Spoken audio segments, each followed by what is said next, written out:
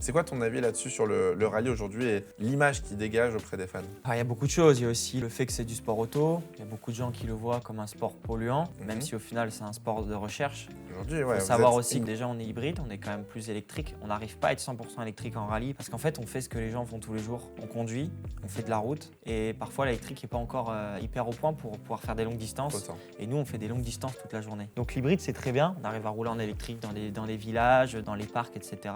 Et on utilise de l'essence spécifique, décarbonisée qui vient pas du sol. Donc c'est pas du pompage du pétrole, c'est de l'essence de synthèse. Donc ça c'est une essence qui actuellement coûte trop cher pour la commercialiser. Mais elle roule déjà sur des véhicules en test, sur des véhicules de série, ça fonctionne, mais elle est encore trop chère. Nous on est entre 7 et 8 euros le litre pour l'instant, donc personne ne va vouloir en vouloir de cette essence.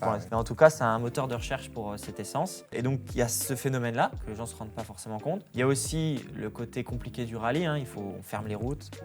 Donc on est logistique, voilà. c'est difficile. En logistique, c'est plus compliqué. Les spectateurs doivent aussi bouger d'une spéciale à une autre, alors que quand on est sur un circuit, on arrive, on se met à son gradin et puis on prend sa bière et son popcorn. Exactement, et tu les vois passer. Un peu le style américain.